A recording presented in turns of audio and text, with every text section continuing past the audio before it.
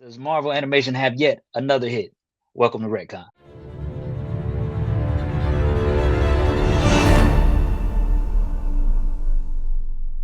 Hey, how's it going, Retcon fam? I am Trey. And I am Jay. Remembering my name. Yeah, right. I was struggling. As always, welcome to Retcon Comics, man, where we discuss comics, culture, and where they collide. Today we have some exciting stuff, man. Today was the premiere of Your Friendly Neighborhood Spider-Man. Again, if you have not, please like, comment, and subscribe. Hit the notification bell so you know when Retcon Comics post a brand new video. So yeah, I just watched both episodes just now. I just got an opportunity to. I know you were saying you want to watch it earlier this morning. Yeah. I had to get it out the way. There was no way I was not going to just sit on it and not check it out the first chance I got. So yeah, Yeah, already yeah. So big question. go ahead. What'd Go you ahead. think? Overall, I think it was great. Yeah, I love the. First of all, I love the animation. It's very aesthetic with the almost familiar '60s comic book page type of style going on there. I'm hmm, it makes me think back to those comic books. You just going through the pages and going from panel to panel, and it's like it's popping out of the pages itself with the show. yeah, Uh, I think it's good. I love the underlying tone of Peter Parker, who is, of course, we always know the very socially awkward kid. Trying to find his place in high school or in the world. In the overall picture of that, I love it, man. I have no complaints at all whatsoever, and apparently neither does Rotten Tomatoes because I think it scored 100% if I'm not mistaken. yeah. No, same thing, man. I didn't know what to think. I know when they first announced this this show Mhm. before they kind of got into developing it. If I recall, it was supposed to be actual canon to the MCU Originally, yes, originally.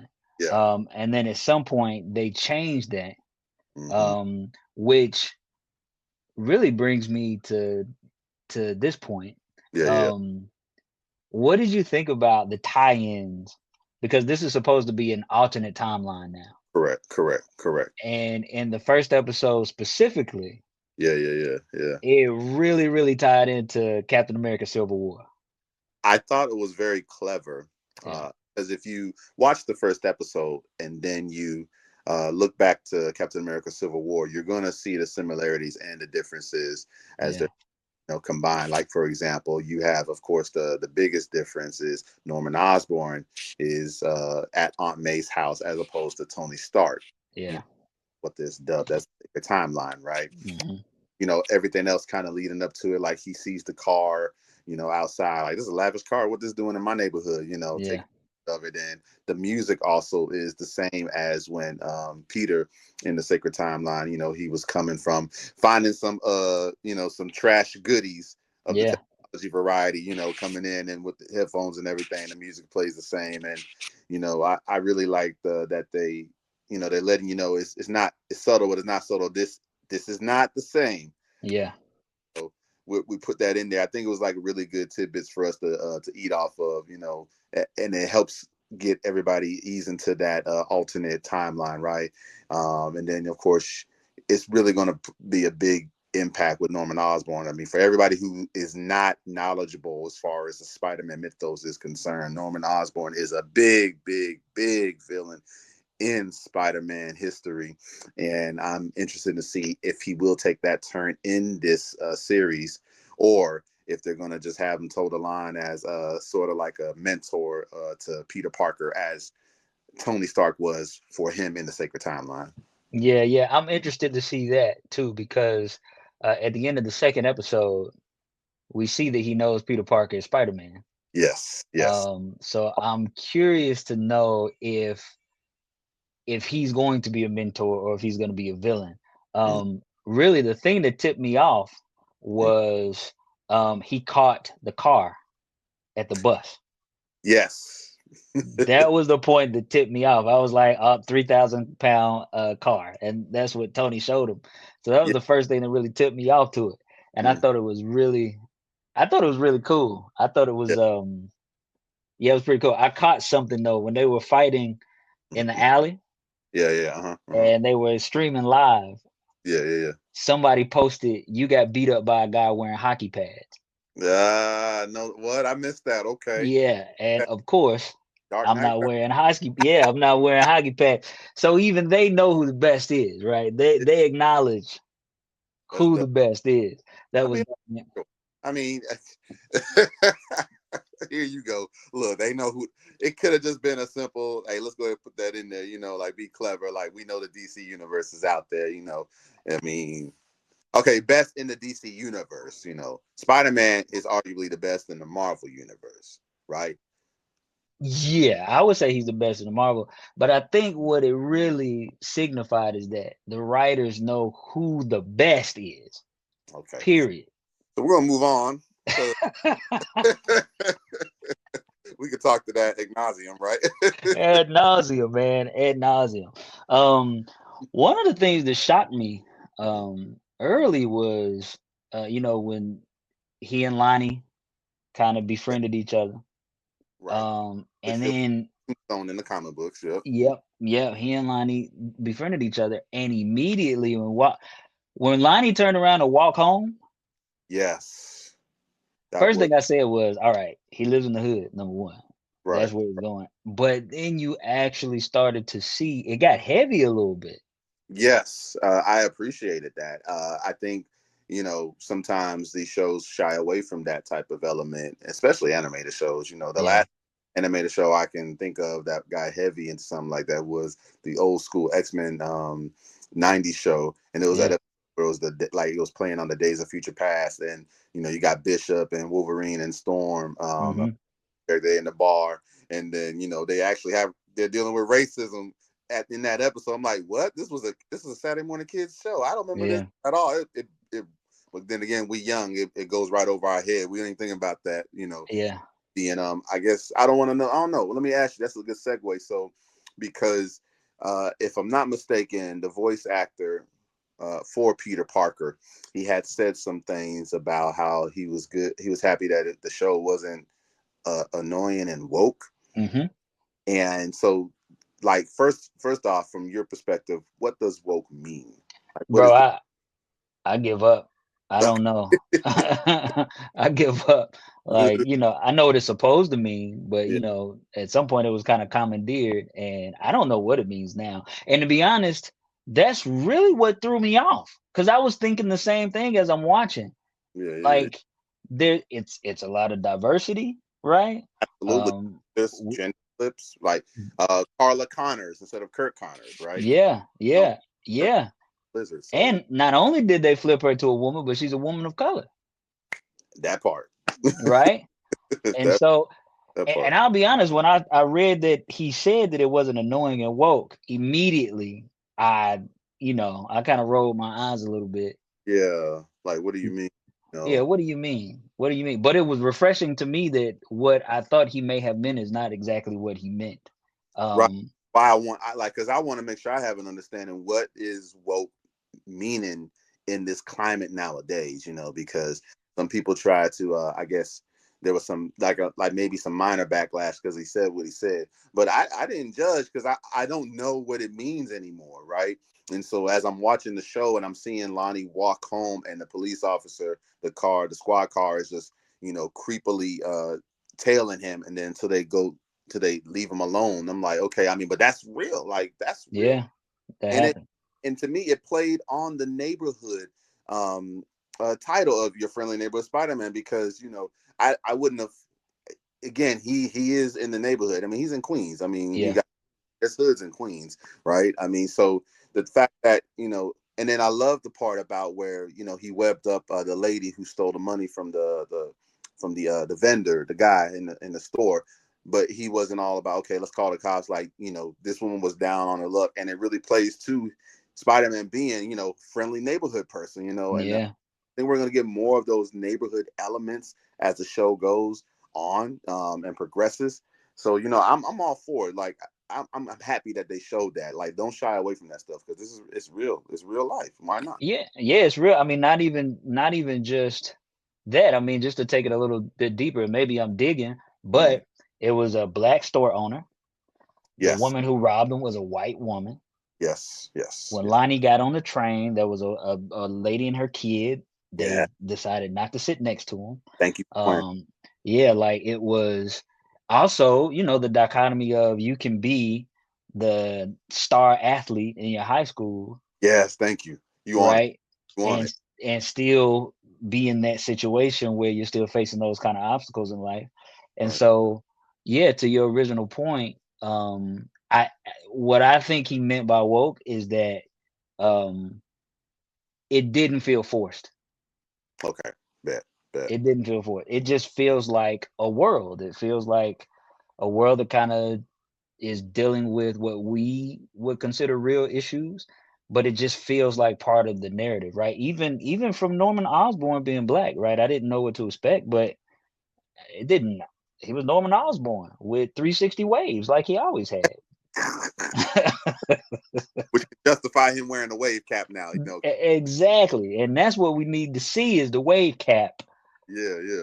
just to go ahead and solidify. But no, I appreciated that, man, and I thought that Mm-hmm. as a cartoon, look, we were grown men watching Spider-Man cartoons, right? Be true, true. But it didn't feel like it felt. Yeah, it just felt like a really, really good show. Out of Absolutely. the first two episodes, which one would you say was your favorite? That's tough to be honest, man. Like they both were equally on par for me. Yeah, I definitely, oof. I tell you what. Okay, so I appreciated the second episode more than the first one because we got to see him go up against a villain, yeah. uh, and they call him Butane, which is kind of weird to say. you know, I was like, man, I mean, who was in the room when it Yes. creating this character's name? Let's call him Butane. It kind of sounds close to Pootie Tang or or Butte. I mean, but let's just figure it out. Let's figure it out. Let's work it out. Oh man. I mean, because there's a bad guy in there called Scorcher, and he Mhm. had, flame throwing gauntlets like that. But I mean, that's a nitpick of me personally. It doesn't affect the overall goodness of the episode. But we got to see him, how he goes against a villain, instead of just regular street punks. We got to see so many Easter eggs in the second episode. Not trying to overlook the Easter eggs in the first episode. I mean, with the first episode, of course, you got Doctor Strange popping up, which is, they had his theme music like it is in the MCU, which is pretty dope. And Yeah. we had a twist on the origin of how Peter Parker came to the spider powers. Yeah. Thought it Right. was dope. And then he has a different best friend, which is Nico, and she is Sister Grimm, who appeared in Runaways, the first volume of Runaways in 2003. So we got that going on. Of course, again, Lonnie Lincoln is Tombstone. We're going to see how that plays, if it does, into this season at all. And then the creature, everybody has been debating back and forth if it is a symbiote. But I'm here to tell you, and I'm going to put money on it. I don't think it's a symbiote. I think Mm. it's Shathra. And Shathra, she first appeared in J. Michael Straczynski's Amazing Spider-Man run as a spider wasp, who actually preys on spiders. And Mm. he also reemerged in the Spider-Man self-titled run. I think it was in 2023, where it was titled, the story arc was The End of the Spider-Verse, and she was hunting down all the spiders and converting them. So I really think that's who it was, because it speaks to the connection with Doctor Strange, because in the comic books, uh, Peter was introduced to the Spider Wasp via Doctor Strange. You'd have to read the story arc to get the culmination of it. So I really appreciated that. And of course, listen, I know you saw that when the spider bit Peter and then it fell and then it crawled on another book bag and somebody picked that book bag up. 10 out of 10, that's Miles Morales. You think so? 10 out of 10, that's Miles Morales. Yeah. I got to rewatch it because I don't know if I can tell if it was a guy or a girl. Because if it's a guy, Miles Morales. If it's a girl, it could be Silk, because that was revealed that Cindy Moon, aka Silk, her and Peter were bit by the same spider. Mm. But for her, she was locked in a bunker because of it was Morlun, who was one of the spider hunters, and Hmm. but I won't delge in get into that yet. But the second episode, we had Amadeus Cho. Of course, we know he was always a Hulk enthusiast who became a Hulk himself. Yep. Uh, we have a not so known character in there, whose name is Jean. Now, in the comic books, Jean plays the character called Finesse, and she and 5 other teenage superheroes first appeared in Avengers Academy issue 1. Now, this is important because this issue took place after Norman Osborn's Dark Reign, where he was America's top cop and he ran all of the world as far as the Marvel Universe was concerned. And part of his side project was having these kids train up to be like, I guess, young Dark Avengers, you know. And so it's going to be interesting to see if there's going to be any type of connection there. And I'm really excited about that. And, you know, and we got Asha, who is from Wakanda. She first showed up in Infinity, The Hunt. And, you know, so we got Wakanda ties. So we got a lot of MCU ties in there. You know, I want to say, yeah, I'm going to say the second episode of me, I loved it more, but I like both of them. Like they didn't miss with me. Yeah. I agree, man. I think the first episode did a really good job of capturing you, making you pay attention. Yeah. And then I think the second episode did a really, really good job of starting to establish the world that this Peter Parker lives in. And it really feels like it just feels like an alternate timeline. And it feels Yeah. like they have their own things happening in that space. So if you had to rank first 2 episodes, right? How would you rank them? So with a 10 out of 10, Yeah. bruh, 10 for each one. Like 10 for each one. maybe I might be biased because I am wearing a Spider-Man shirt. You know what I'm saying? I've been on Spider-Man for, man, only the Lord knows how long. Like probably since I was 12. Yeah. You know?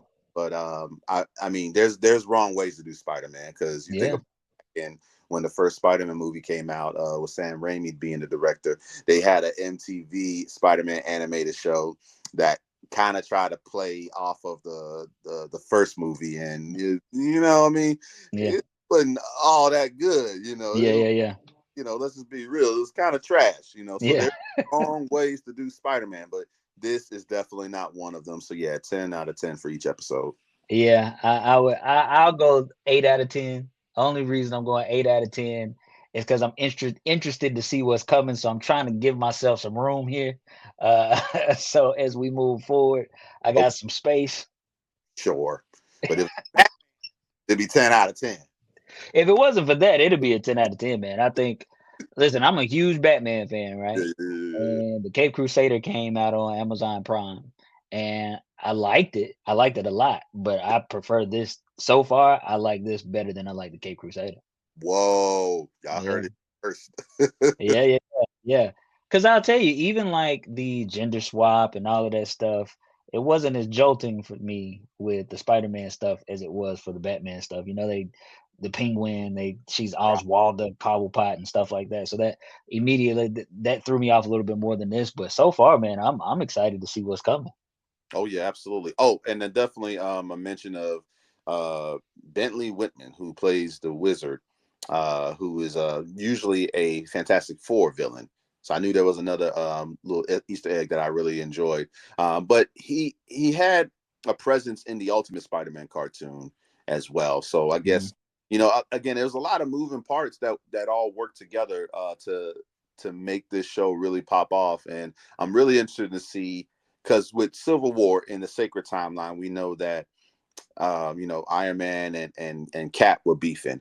Yeah. So with what we saw as Peter was walking to Norman's office, we saw Norman in a picture with Captain America. So I'm interested. Does that mean he took his side? Right.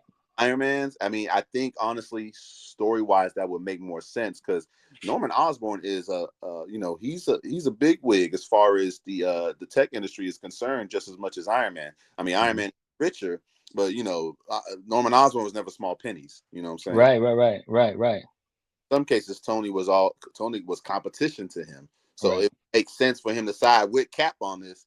But then again, we don't know what the premise is going to be. We know that there's a civil war. There was a preview with that I saw online where it had the still from Captain America Civil War and the animated picture of it with Ant-Man grabbing I think it was a War Machine, you know, Cap and Bucky at the bottom. So I'm interested to see, is it the same thing with the Sokovia or if it's something entirely different? So we're going to find out. I'm really excited to continually see the similarities and the differences from the Sacred Timeline to the show. So yeah, I'm in expectation, man. I'm happy. Yeah, me too, man. Me too. And we did see the Iron Man thing hanging from Aunt Yeah, May's yeah, rearview mirror. So yeah, I'm interested to see, man. They're weaving an interesting web now, and we mm-hmm. know that there are differences. We know that there are going to be some significant changes, but I'm excited to see what kind of changes they make. So Oh yeah. yeah, man. So listen, in the comments below, let us know what you think. Are you excited about this? Did you enjoy the first two episodes of your friendly neighborhood Spider-Man? But as far as us here at Retcon Comics, your friendly neighborhood Spider-Man is Retcon approved. Boom. Uh, if you have not, please remember, like, comment, and subscribe. Please join us next time here at Retcon Comics.